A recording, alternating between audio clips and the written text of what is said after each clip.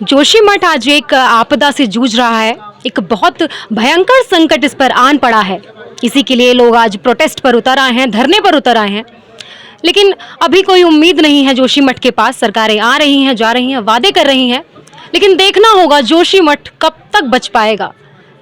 Reports तो आ रही हैं 7 दिन में ये ध्वस्त हो जाएगा, जोशीमठ सिंक हो जाएगा, लेकिन देखना होगा कि जोशीमठ कब तक टिक पाएगा। अभी हमारी न्यूज़ डिगी की टीम जोशीमठ में ही मौजूद है। यहाँ से हम पिछले 3 दिनों से रिपोर्ट कर रहे हैं। मेरे साथ हैं सोशल एक्टिविस्ट मिस्टर अतुल सती सर। उनसे आज हम जानेंगे कि जोशीमठ के पीछे उनका क्या दर्द है, वो क्या कुछ कहना चाहेंगे जोशीमठ के डूबने के पीछे। नमस्कार सर, कैसे हैं आप? सर, क्या लगता है आपको जोशीमठ डूब रहा है? पिछले कई महीनों से रिपोर्ट्स आ रही थी, दरार आ रही हैं, लेकिन अब करके रिपोर्ट्स बढ़ गई हैं। जनवरी से बताया जा रहा है बहुत बड़ी बड़ी दरारें आ गई हैं घरों में। क्या लगता है, क्या कारण है इसके पीछे? अब कारण तो जो है हम लोग जो मान के चल रहे हैं, अब मान के अब तो वैज्ञानिकों ने भी कह दिया है। और 2 दिन पहले हमने एक प्रेस कॉन्फ्रेंस की, उसमें हमने एक डॉक्यूमेंट पेश किया जिससे हमने ये साबित किया कि जो पूरी आपदा है इसके पीछे जो है तपोवन विष्णुघाट परियोजना की सुरंग और उस सुरंग का निर्माण करने वाली जो कंपनी है एनटीपीसी, वही मुख्य वजह है। जैसे जब एक्सीडेंट होता है तो एक्सीडेंट के समय में आदमी के हाथ पे चोट लगती है, पैर पे चोट लगती है, लेकिन जब उसकी जो है मृत्यु का पोस्टमार्टम होता है तो तब कहा जाता है कि हेड इंजरी से मौत हुई। तो जो बाकी कारण है, हाथ का टूटना, पैर का टूटना हो सकते हैं, लेकिन जो हेड इंजरी है जोशीमठ के संदर्भ में, वो तो एनटीपीसी की जो सुरंग है वही मुख्य कारण है। एनटीपीसी को आप जिम्मेदार बता रहे हैं इसका। एनटीपीसी का काम जो है सरकार बता रही है बंद हो गया है, निर्माण कार्य सारे यहाँ पर बंद कर दिए गए हैं, लेकिन कई रिपोर्ट्स बता रही हैं एनटीपीसी में काम अभी भी चालू है। क्या कहेंगे? हमने तो कल जो है एक पत्र दिया है डीएम महोदय को, और उस पत्र में हमने कहा कि आपने जो है हमको लिखित में आश्वासन दिया था कि आपदा प्रबंधन की धारा 32 के तहत जो है आप एनटीपीसी का और बीआरओ का जो बाईपास का निर्माण है और उसके अतिरिक्त जो भी यहाँ पर भारी निर्माण है आप उसको तत्काल प्रभाव से बंद कर रहे हैं। लेकिन हमारे संज्ञान में आया है और हमारे पास इसके वीडियो, फोटो, प्रमाण हैं जिनसे ये साबित होता है कि एनटीपीसी का और बाकी काम चल रहा है। तो लिहाजा जो है इन कंपनियों पर आपदा प्रबंधन की धारा, उचित धाराओं के तहत जो है कार्यवाही की जाए, इन पर जुर्माना लगाया जाए। ये हमने पत्र दिया है, अब देखते हैं उसमें कैसी कार्यवाही होती है। सरकार एनटीपीसी पे कोई भी एक्शन लेने से अभी कतरा रही है। कोई भी आपका सरकार के ऑफिशियल्स आप देखेंगे तो एनटीपीसी पे वो कोई भी ऑफिशियल स्टेटमेंट देने से अभी कतरा रही हैं। ऐसा क्यों हो रहा है? ऐसा इसलिए हो रहा है कि एनटीपीसी जो है वो बड़ी परियोजना बना रही है। बड़ी परियोजना, बड़ा मुनाफा, बड़ा कमीशन जो है उससे सरकारें, उनके नौकरशाह और ठेकेदार, वो सब जो है एक दूसरे के साथ जुड़े हुए हैं, है ना, उनके सबके स्वार्थ उससे जुड़े हैं। इसलिए बड़ी परियोजनाओं के खिलाफ जो है सरकारें कम बोलती हैं। हमने देखा कि 7 फरवरी 2021 की आपदा के समय, जिस दिन आपदा आई, सुबह 9-10 बजे आपदा जो है आई और 1:30 बजे के करीब हमारे मुख्यमंत्री तब के त्रिवेंद्र सिंह रावत वो दौरा करने आए और वहाँ उस परियोजना के बैराज साइट पर जहाँ सैकड़ों लाशें दबी हुई थी, उन लाशों के ऊपर खड़े होकर के मुख्यमंत्री ने कहा कि इस आपदा को परियोजनाओं के खिलाफ प्रोपेगेंडा की तरह इस्तेमाल नहीं करना चाहिए। यानी कि उनको जो है वो जो लोग मर गए, डिजीज लोग जो थे, उनकी चिंता के बजाय उस परियोजना की ज़्यादा चिंता थी। और इस परियोजना के खिलाफ तो हम 2003 से लगातार बोलते आ रहे हैं कि ये जोशीमठ के लिए खतरनाक साबित होगी, क्योंकि ऐसी रिपोर्ट्स जोशीमठ के बारे में बहुत पहले से 1939 से 1976 से मौजूद हैं, जिन रिपोर्ट्स में कहा गया कि जोशीमठ जो है एक भूस्खलन के मलबे पर स्थित है।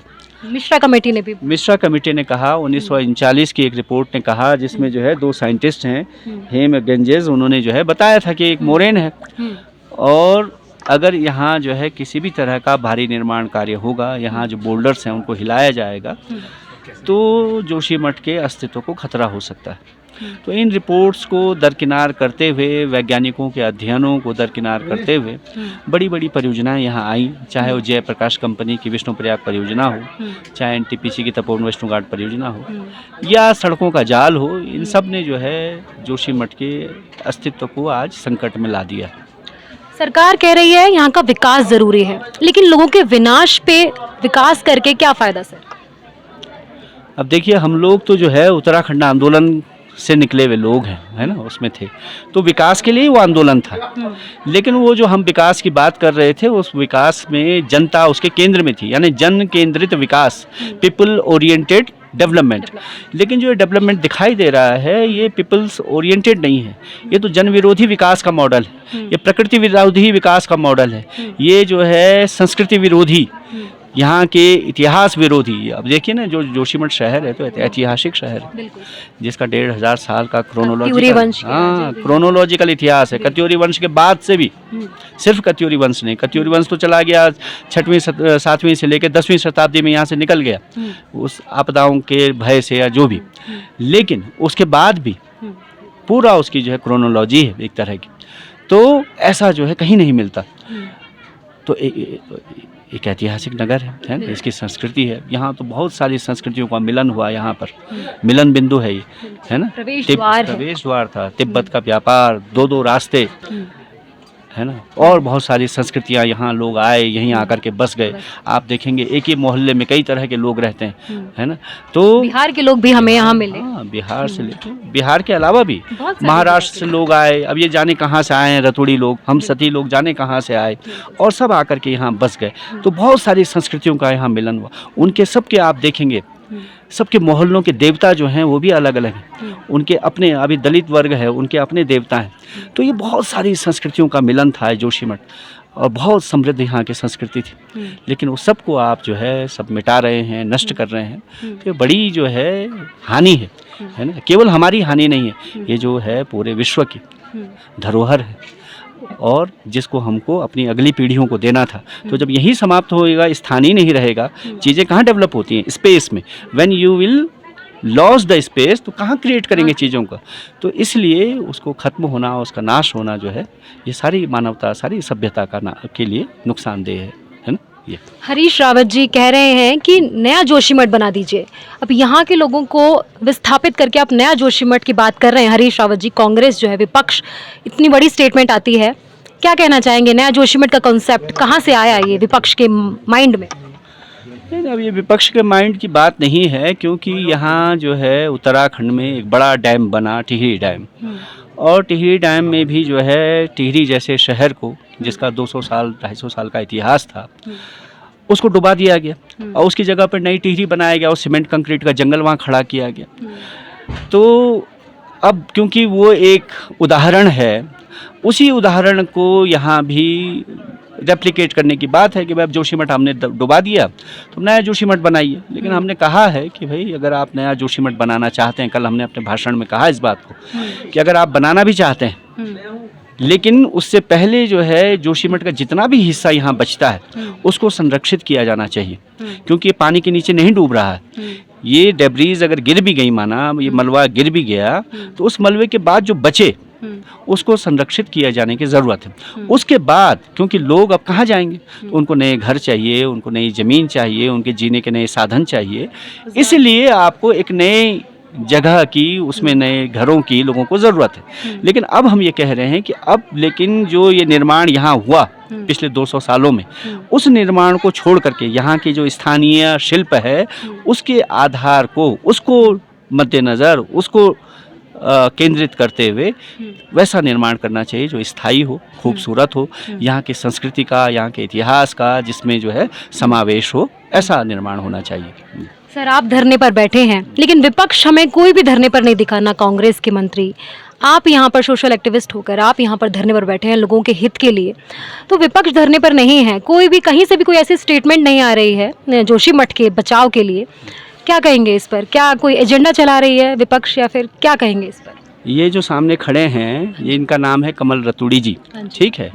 ये जो है यहाँ इस प्रदेश में कांग्रेस पार्टी के प्रदेश प्रवक्ता है, ठीक है। कुछ दिन पहले ये यहाँ जो है पूर्व मुख्यमंत्री हरीश रावत जी आए थे, यहाँ धरने पर बैठे, हमारे साथ रहे। शाम को हमसे उन्होंने हमारी डिमांड्स पूछी और कुछ दिनों बाद जा करके अभी 2 दिन पहले उन्होंने मुख्यमंत्री से मुलाकात करके ज्ञापन दिया। यहाँ के जो क्षेत्रीय विधायक हैं राजेंद्र भंडारी जी, वो यहाँ उपस्थित रहते हैं, आते हैं, है ना। यहाँ कल ही जो है सीपीएम के नेता लोग आए थे, सीपीआई के राज्य सचिव आए थे, यहाँ कल जो है आम आदमी पार्टी के लोग आए, परिवर्तन पार्टी के लोग आए, यूकेडी के लोग यहाँ थे। तो लगातार जो है सभी पार्टियों का, सभी दलों का, केवल बीजेपी के इतर जो हैं वो सब लोग यहाँ आ रहे हैं, हमारे साथ अपनी सद्भावना, अपना सहयोग, अपना समर्थन प्रकट कर रहे हैं। तो इसको हम इस तरह से नहीं देखते और हम इसको जो है किसी पार्टी विशेष के आंदोलन के बतौर भी नहीं देखते। ये जोशीमठ की जनता का, उनका आंदोलन है, उस जनता की आह है, कराह है, पीड़ा है, वो उनका प्रदर्शन है।